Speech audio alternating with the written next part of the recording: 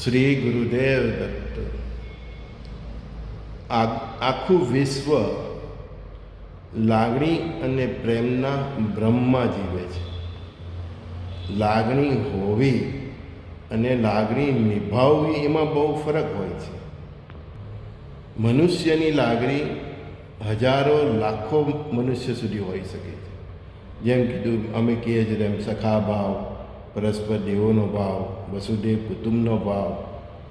એક કથાકાર હોય, એક ઋષિ હોય, એક સંત હોય, તો એક રાષ્ટ્રના વડાપ્રધાન હોય કે મિનિસ્ટર હોય કે કોઈ જાહેર જીવનનો સેવક હોય, તો એની લાગણીઓ હજારો લાખો સુધી હોઈ શકે છે.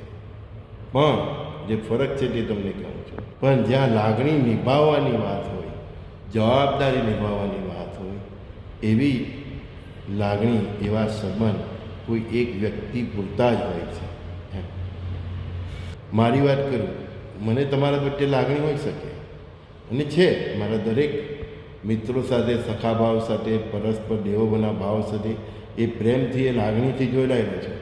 પણ હું મારા 2000, 5000, 10,000, 25,000 કે લાખો ફોલોઅર્સની જવાબદારી નહીં નિભાવી શકું. સમજા ને? એવી રીતના તમે તમારા મિત્રો સાથે, તમારા પરિવાર સાથે, તમારા સગાવાલા સાથે, એ રીતે તમારી જે કંઈ ઓફિસના સ્ટાફ હોય તે બધા સાથે, તમે બધા સાથે લાગણીથી જોડાઈ શકો છો. સામેવાળાને જીવનમાં તકલીફ આવે તો તમે લાગણીઓ છે એને માર્ગદર્શન આપી શકો છો. પણ એની જવાબદારી તમે નહીં નિભાવી શકો. કે કોઈ એક વ્યક્તિ, તમે દાખલા કે કોઈ એઝ એ હસબન્ડ, તમે તમારા પત્નીની, તમારા બાળકોની, હે ને, તમારી સિસ્ટરની, તમારા માતા પિતાની, કે જરૂર પડે તો તમારા ભાઈની જવાબદારી નિભાવી શકો. બરાબર? એ ઉપરાંત તમારી વિશેષ લાગણીઓ હોય. મિત્ર તરીકે હજારો તમારું સર્કલ હોય. બરાબર ને? એક બિઝનેસમેન તરીકે તમારા હજારો સ્ટાફ હોય, કર્મચારી હોય. તો બધા પ્રત્યે તમે લાગણી નિભાવી શકો, પણ બધાની પ્રત્યે તમે ફરજ નહીં નિભાવી શકો. તો ફરજ નિભાવવું એને જ પ્રેમ જે આ લોકો આજકાલ સમજે છે ને, તે પણ ભૂલ છે. દરેક મિત્ર તમારી સાથે લાગણીથી જોડાય એનો મતલબ એ નથી કે તમારી બધી જવાબદારી લઈને ચાલે. સમજી ગયા? એ ભ્રમ છે. અમારા જેવા સોશિયલ વર્કર છે, સમાજ સાથે જોડાયેલા છે, સંતત્વ ભાવથી જોડાયેલા છે, સખા ભાવથી જોડાયેલા છે, તો અમે તમારી સાથે લાગણીથી જોડાઈ શકીએ. તમારા જીવનમાં ઝંઝાટ આવે, મુશ્કેલીઓથી અમે ઊભા રહી શકીએ, એમાંથી બહાર નીકળવાનો માર્ગ ચીંધી શકીએ. બરાબર ને? પણ તમારી જવાબદારી અમે ન નિભાવી શકીએ. આ જ વસ્તુની કાળજી દરેક વ્યક્તિએ મિત્રતામાં રાખવાની હોય. એના જે કંઈ પણ સંબંધ હોય એમાં આ કાળજી રાખીને ચાલવું જોઈએ. એટલે લાગણી હોવી અને લાગણીને કારણે જવાબદારી નિભાવવી, એમાં જે ફર્ક સમજે છે તે આ લાગણીના ભ્રમમાં પડતો નથી. બરાબર છે? આ જેટલા લોકો લગ્નેતર સંબંધમાં જોડાય છે તે બધા કોણ આવા ભ્રમમાં પડે છે કે મારો હસબન્ડ મારી જવાબદારી નથી નિભાવી શકતો, હું તો એના માટે બોયફ્રેન્ડ રાખે છે. મારી પત્ની મને પ્રેમ નથી આપતી, એના માટે પ્રેમિકા રાખે છે, ગર્લફ્રેન્ડ રાખે છે. ઓપ્શન ક્યારેય કોઈ સંબંધનું હોતું નથી. ઓપ્શન ક્યારેય કોઈ સંબંધનું હોતું નથી. અને પરમાત્માએ પતિ પત્નીનો એક એવું સંબંધ આપ્યો છે કે એનું કોઈ ઓપ્શન નથી હોતું. બરાબર? તમારી પત્ની એક જ હોઈ શકે, તમારો પતિ એક જ હોઈ શકે. એનું કોઈ ઓપ્શન પરમાત્માએ નથી આપ્યું. તમને કુદરતી બેન નથી તો તમે હજારો લેડીઝોને બેન બનાવી શકો છો. દીકરી નથી તો કોઈને પણ દીકરીને તમે દીકરી બનાવી શકો છો. બરાબર ને? પણ પત્ની અને પતિ માટે કોઈ ઓપ્શન નથી.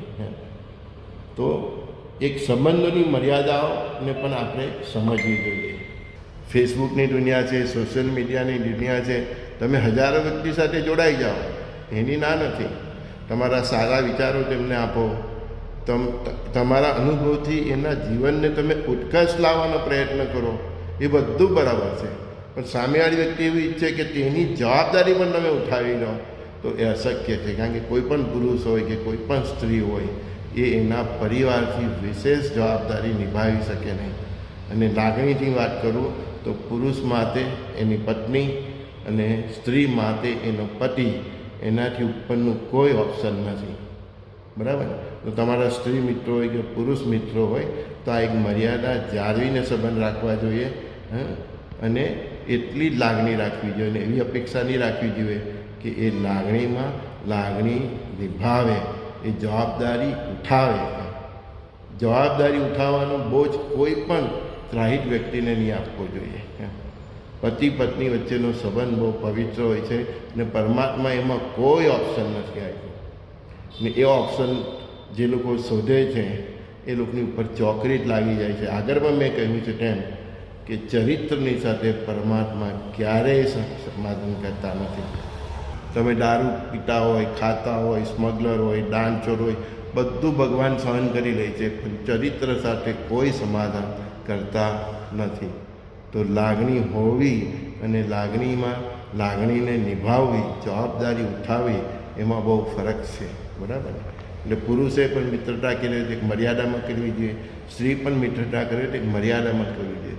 આ દુનિયા આધુનિક છે, સ્ત્રીઓના મિત્રો હોઈ શકે, પુરુષોના મિત્રો હોઈ શકે, પરંતુ એ મિત્રો તમારી જવાબદારી નિભાવે કે જે જવાબદારી તમારા હસબન્ડ નથી નિભાવી શકતા, કે જે જવાબદારી તમારી મિસિસ નથી નિભાવી શકતા, એવી અપેક્ષા રાખવી એ પણ ગુનો છે, એ પણ પાપ છે.